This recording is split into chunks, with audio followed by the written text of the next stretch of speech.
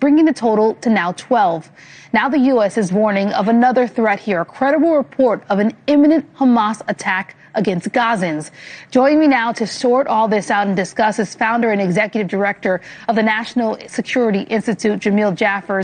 Jamil, where do you assess how things stand right now? This deal we knew was fragile from the beginning. In the last couple of hours, we're just seeing how fragile it is.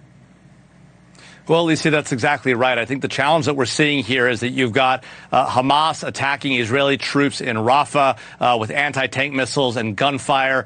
The Israelis now responding with strikes not just in Rafah, but in Khan Yunis as well as in Nusayrat. So the ceasefire has somewhat broken down. But if it's just a single exchange of fire, that may be enough. If they now retreat to their positions and return to where they're supposed to be, that would be good. The challenge, of course, is that Hamas still has failed to uphold its part of the initial ceasefire agreement, which is to hand over all the bodies of civilians. They have handed all of the live hostages, and they've handed over about a dozen bodies, but there remain about 15 or so bodies that we expect to come back from Hamas in Gaza. And so that's, I think, a big sore point for the Israelis. Yeah, and Hamas in return has said, hey, listen, if you don't open the Rafah border and crossing, we can't get the heavy equipment that we need to then get to some of those bodies. Do you think that Vice President J.D. Vance's presence this upcoming Tuesday, because he's expected to head to the region, will help kind of sort out all these nuance back and forth and get back on track to keep this ceasefire agreement going? Well, look, the presence of U.S. officials in the region has mattered a lot. We saw the deal get done when Jared Kushner and Steve Witkoff went to the region. We saw President Trump show up on the day the hostages were being handed over, and it actually happened. So it may very well be that that Vice President Vance could make a substantive difference showing up and trying to bridge the gap, any gaps currently between the two sides. But at the end of the day, the bottom line is that Hamas never said at the beginning of this that they needed the heavy equipment to get these bodies out. They said they would have those bodies over. They haven't been handed over. Now we got to find a way to get them over and get that done. And then the next phase can be discussed and moving forward on that part of it as well.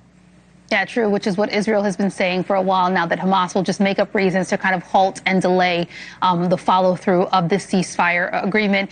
You're an expert in this stuff. So if you had to gauge a probability of the success that the ceasefire holds, where are you at right now with that?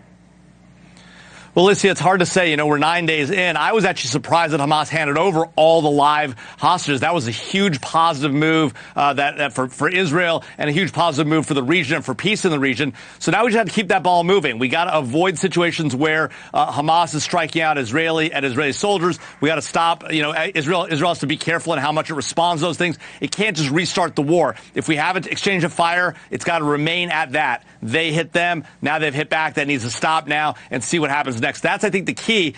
The ceasefire is only as strong as the willingness of both sides to continue to move the ball down the road and get those remaining hostage bodies out. Israel has, by the way, for its part, turned over 15 Palestinian bodies as well. Those were recently received in Gaza. And for Hamas's part, they have identified two new Israeli bodies that were handed over yesterday, and apparently a 13th today. We don't know how much that is them playing games. They actually have all the bodies. They're just sort of slowly leaking them out.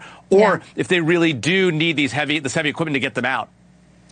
We'll have to wait and see. We know the president is remaining hopeful that his, peace in the Middle East holds. I want you to listen to what he had to say this morning about the timeline for moving past this phase, getting to the next phase where we see a potential disarming of Hamas. Take a listen. Not a timeline, not a hard line, but we're going to see how it all works out. So it's not a hard timeline, but it's a line in my own mind. And at a certain point, if they don't do what they're supposed to do, then we'll have to do it for them.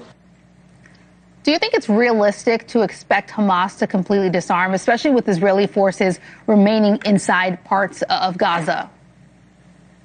Well, look, there's always been an understanding since the beginning of this war that Israeli forces would remain within a security perimeter or hold a security perimeter inside of Gaza near the border. I think that was always an expectation given what happened on October 7th. So given that, if in fact the Israeli troops move back to those lines, Hamas is going to have to disarm. Otherwise, the war will continue. I think it's unlikely. I mean, look, you've never seen a terrorist group before unilaterally completely disarm. And so if Hamas does it, it will be a first for them and a first for, sort of globally. But we'll see what happens. They really have been been beaten back in a significant way. Hezbollah is also on the run. Iranian proxy forces around the region have been pushed back, as has Iran itself and its nuclear program. So very well may be that Hamas makes a deal here, but you can't expect them to live up to it. You know, after all, they're a terrorist group. Yeah. After all, they're a terrorist group. They're rebels. A lot of the world right now hoping that the deal that seems very fragile right now, that news is broken, that seems like it's folding, that still somehow the Trump administration and really broadly leaders around the world can help keep it intact. Founder and executive director of the National Security Institute, Jamil Jaffer, thank you so much for your insight. Thanks, Alicia.